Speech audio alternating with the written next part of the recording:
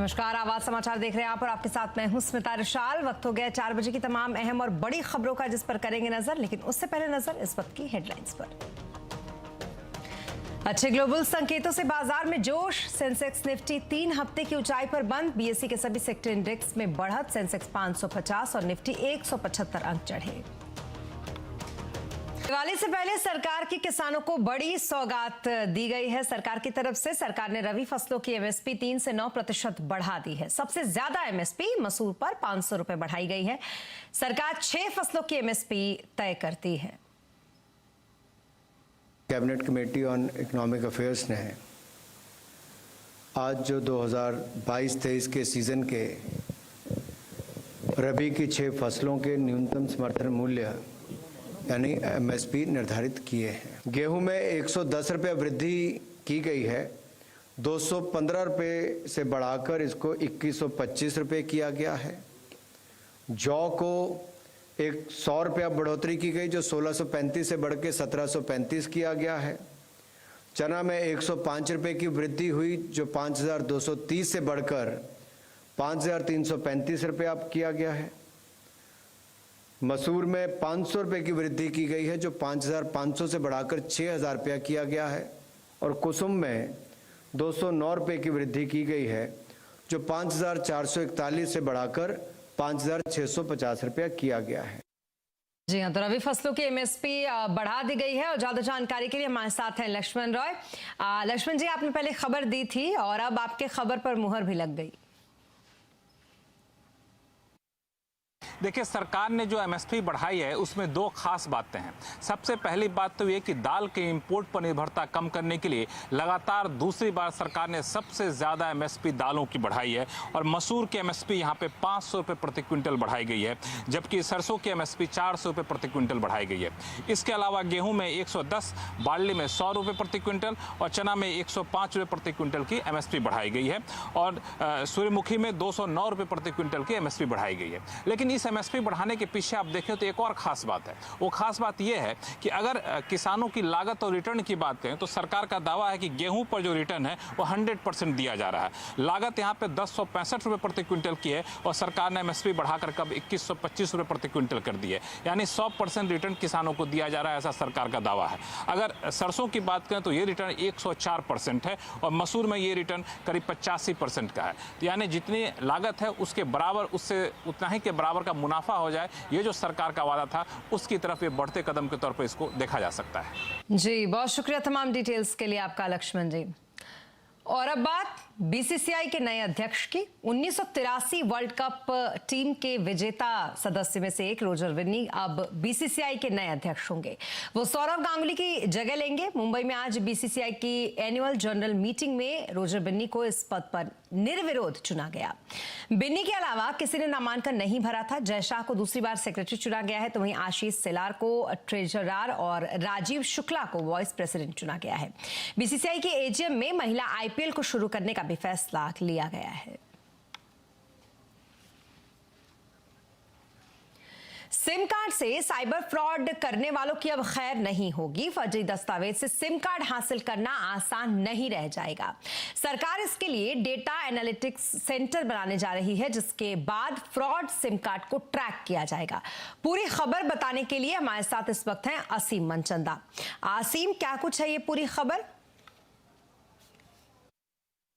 जी, सही कहा आपने। देखिए, हर रोज लाखों लोगों को बैंकिंग, इंश्योरेंस, लॉटरी या फिर इलेक्ट्रिसिटी बिल के नाम पर कॉल आते हैं और उसके जरिए उनके साथ फ्रॉड करने की कोशिश जो है वो की जाती है।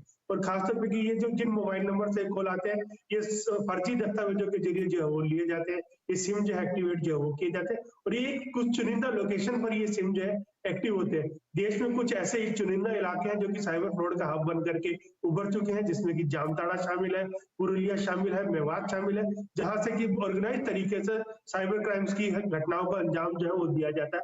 तो सरकार इस पर नकेल कसने की तैयारी जो कर रही है। जो मैं सूत्रों के हवाले से जानकारी मिल रही है, जो डिजिटल कम्युनिकेशन कमीशन है उसने एक डाटा एनालिटिक्स सेंटर बनाने को मंजूरी जो है वो दे दी है। ये डाटा एनालिटिक्स सेंटर दूरसंचार विभाग जो है वो बनाएगा। ये उसके बाद डाटा जितने भी सिम कार्ड एक्टिवेट होते हैं उनके डाटा को एनालिसिस जो है वो करेगा। आर्टिफिशियल इंटेलिजेंस के जरिए पता किया जाएगा कि कौन सा सिम कार्ड जो है फर्जी दस्तावेजों के जरिए जो एक्टिवेट हुआ है, कौन सी लोकेशन पर ये ज्यादा से ज्यादा एक जगह पर ही जो है वो रहता है। तो उसके बाद उन सिम कार्ड को डीएक्टिवेट जो है किया जाएगा। खासतौर पर सरकार ये चाहती है कि जो लोग हैं उनको साइबर फ्रॉड से जो है बचाया जाए, तो इसके लिए सरकार इसकी तैयारी जो है कर रही है और डाटा एनालिटिक्स सेंटर को मंजूरी जो है मिल चुकी है। अगले 1 महीने के अंदर ये काम करने की शुरुआत जो वो भी कर देगा। बहुत शुक्रिया तमाम डिटेल्स के लिए आपका असीम। और अब बात चुनाव आयोग के एक अनोखे पहल की, वो इसलिए क्योंकि चुनाव में वोटिंग बढ़ाने के लिए चुनाव आयोग एक अनोखा प्रयोग कर रहा है। गुजरात में विधानसभा चुनाव से पहले 1000 से ज्यादा कॉर्पोरेट्स ने चुनाव आयोग के साथ एक समझौते पर हस्ताक्षर किए हैं। इस समझौते के मुताबिक कॉर्पोरेट्स इस बात की निगरानी करेंगे कि उनके कर्मचारी चुनाव में अपने मत का इस्तेमाल करें।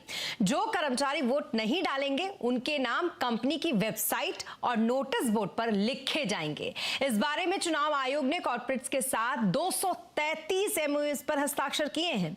चुनाव आयोग ने जून में केंद्र और राज्य सरकार के विभागों, पीएसयूज और 500 से ज्यादा कर्मचारियों वाले कॉर्पोरेट से ये कहा था कि वो उन कर्मचारियों की पहचान करने के लिए नोडल अधिकारी नियुक्त करे जो मतदान के दिन छुट्टी लेते हैं लेकिन वोटिंग नहीं करते।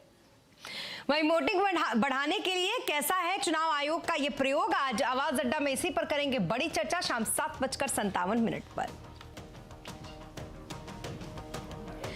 और अब बात करेंगे मार्केट की। अच्छे ग्लोबल संकेतों से बाजार का जोश आज हाई है। सेंसेक्स निफ्टी 3 हफ्ते की ऊंचाई पर बंद हुए। सेंसेक्स 550 पॉइंट चढ़कर 58,961 पर और निफ्टी 175 पॉइंट चढ़कर 17,487 पर बंद हुआ। तो वहीं बीएसई के सभी सेक्टर इंडेक्स में बढ़त देखने को मिली। मार्केट का हाल समझने के लिए चलते हैं सुमित के पास। सुमित, बताएं कैसा रहा मार्केट का हाल, किन सेक्टर्स में तेजी और कहां मंदी आज? देखिए, लगातार तीसरा दिन जबकि भारतीय बाजारों में आज एक खरीदारी का रुझान बनता हुआ दिखाई पड़ा और जो मूड माहौल है वो बेहतर ही है। दिवाली से ठीक पहले भारतीय बाजारों के अंदर खरीदारी का रुख बना हुआ है। 17,500 इंडेक्स पे आज पार हुआ। तो एक एक करके तमाम गेनर्स आपकी स्क्रीन पे होंगे। लगातार दूसरा दिन जबकि एसबीआई 3.5% के आसपास की तेजी दिखा रहा है। अदानी पोर्ट 3%, आयशर मोटर 3% और आईटीसी डे हाई पर क्लोज हुआ। 2.5% की तेजी यहां पर आते हुए दिखाई पड़ी।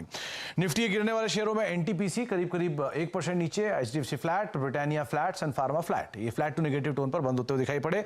मिड कैप में आज बीएचईएल शानदार तेजी रही, करीब 8.5% का उछाल। नंबर्स के बाद पॉलीकैप 5% चला, टीवीएस मोटर करीब 5% और इंडियन बैंक 5.5% की तेजी यहां आते हुए दिखाई पड़ी। मिड कैप लूजर्स में आज टाटा एलेक्सी लगातार दूसरा दिन जबकि 7.5% टूटा। नवीन फ्लोरीन 3% नीचे, मैक्स हेल्थ केयर 3% नीचे और मदरसन वायरिंग करीब 2% के आसपास की बिकवाली यहां आते हुए दिखाई पड़ी। एफ&ओ में लीड कर रहा था बीएचईएल, पॉलीकैप, टीवीएस मोटर और पीएनबी। एक बढ़िया तेजी आज पीएसयू बैंक्स में थी तो पीएनबी लीड करता हुआ। इसके अलावा आज एफ&ओ लूजर्स में रहे मदरसन सुमी करीब 2% नीचे, मदरसन वायरिंग नहीं, मदरसन सुमी के आसपास बिकवाली है। इसके अलावा आरती इंडस्ट्रीज 6% नीचे, नवीन फ्लोरीन 3% नीचे और एसीसी करीब 2%। लगातार दूसरा दिन जबकि एसीसी कल की तेजी के बाद प्रॉफिट टेकिंग थी। इसके अलावा ऑटो में आज लीड कर रहा था TVS, tube investment, Eicher motor, Tata Motors, जहां पर करीब 2 से लेकर 5% तक का मूव आज के सत्र के अंदर बनता हुआ दिखाई पड़ा। तो एक शानदार तेजी मार्केट्स में जो कि कैरी फॉरवर्ड होते हुए दिखाई पड़ी। जी, बहुत शुक्रिया तमाम मार्केट अपडेट के लिए सुमित आपका। तो ये तो रहा मार्केट का हाल। और बैंकिंग फाइनेंस की अगर बात करें तो इसके साथ कंज्यूमर स्पेस में भी कमाई के अच्छे मौके हैं, ये कहना है मार्केट गुरु समीर अरोड़ा का। सीएनबीसी आवाज के मैनेजिंग एडिटर अनुज सिंघल के साथ खास बातचीत में उन्होंने कहा कि आने वाले समय में ये सेक्टर्स आउट परफॉर्म करेंगे। सबसे अच्छे सेक्टर्स कौन से लगते हैं, आइडियाज जो आपके दिमाग में है वो क्या है? इस वक्त भारत के बाजार को अगर हम देखें तो सबसे बढ़िया सेक्टर्स कौन से हैं? तो मैं तो ये रोल वो चेंज नहीं करता। मैं तो सालों साल से वही 3 सेक्टर है हमारी कंट्री में, विच इज फाइनेंशियल्स। इसमें मोस्टली प्राइवेट सेक्टर फाइनेंशियल में हमारा ज्यादा वो होता है। प्राइवेट बैंक्स, प्राइवेट बैंक नहीं होते, एनबीएफसी वगैरह भी है, ब्रोकर है, स्टॉक एक्सचेंज है, बड़ी चीजें हैं, but financial, but bank is the big part, correct. Second है, और बैंक्स में भी आप कह सकते हो पुराने वाले एस्टैब्लिश प्राइवेट सेक्टर बैंक्स या ये जो नए मीन्स को जो छोटे प्राइवेट सेक्टर बैंक्स हैं। सेकंड हम करते हैं कंज्यूमर, लेकिन कंज्यूमर में हम मोस्टली फोकस करते हैं कि जो मिडिल क्लास कंज्यूमर पे फोकस्ड हो। मतलब हम चाहते हैं कि हमें लगे, या वो है क्या, कि भाई 300-400 मिलियन मिडिल क्लास पे ये प्रोडक्ट्स वगैरह बिक रहे हैं और उसमें वैल्यू फॉर मनी टाइप चीजें हैं।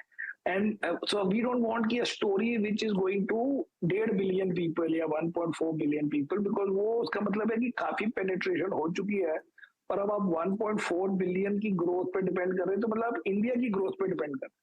हम चाहते हैं कि इंडिया की ग्रोथ से आगे ग्रोथ हो ज्यादा, एंड वो उसलिए उन सेक्टर्स में होती है जब पेनिट्रेशन कम है, इतनी कम है कि 300 मिलियन में भी लगता है कि अभी काफी ग्रोथ पोटेंशियल है, फिर हल्के हल्के वो मिडिल क्लास इटसेल्फ बढ़ेगा, तो वो लंबी कहानी बन सकती है।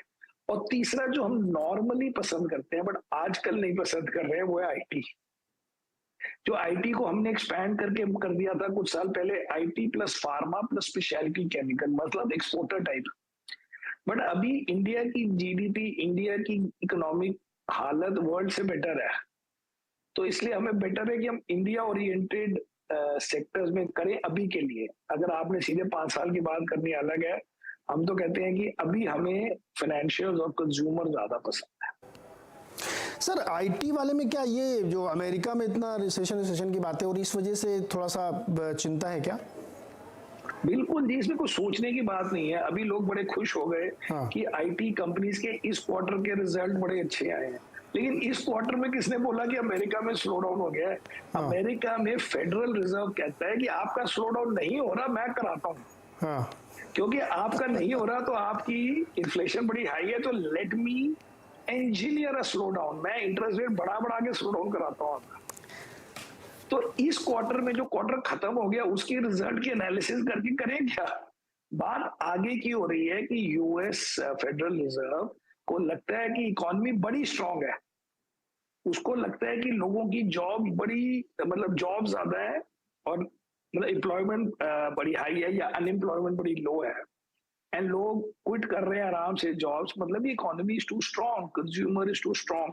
तो इस समय की बात नहीं हो रही ना, आगे की बात हो रही है। सेकेंड है कि यूरोप में प्रॉब्लम बढ़ी रही है, उनकी गैस प्राइसेस ले लें या वैसे ही उनका स्लो डाउन ले लें, यूके की हालत ले लें, उनकी करेंसी की हालत ले लें, तो ये सब चीजों में हम जानकर उन, क्योंकि हमारे पास तो 100 रुपए है जी टोटल, अगर आपने 5 रुपए वहां लगा दिए तो वो 5 रुपए यहां से हट जाएंगे, कोई हवा से तो आएंगे नहीं।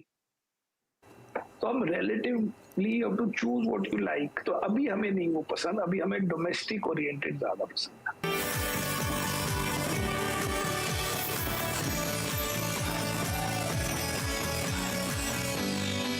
सिविल एविएशन मंत्री ज्योतिरादित्य सिंधिया ने ऊंचे हवाई किराए के लिए महंगे एटीएफ को जिम्मेदार ठहराया। सिंधिया ने कहा कि एयरलाइंस की लागत में 45 से 50% हिस्सा वैट का है, जिससे कि हवाई किराया बढ़ा हुआ है। सिंधिया ने कहा कि अगर एटीएफ पर वैट कम किया जाता है तो हवाई यात्रा सस्ती होगी। Request in this Civil Aviation Ministers Conference is to those 8 states, kindly bring down your barriers to entry. Only when you bring down your barriers to entry will you proliferate civil aviation activities in your state. नागर विमानन के क्षेत्र को वृद्धि मिलेगी अगर आप VAT ETF को कम करोगे। फेस्टिवल के मौके पर अगर आप कार लेने की सोच रहे हैं तो जरूर देखिए आज कंज्यूमर अड्डा में शाम 5:57 पर, जहां हम बताएंगे आपके लिए बेस्ट कार और कारों पर मिल रहे हैं जबरदस्त ऑफर्स।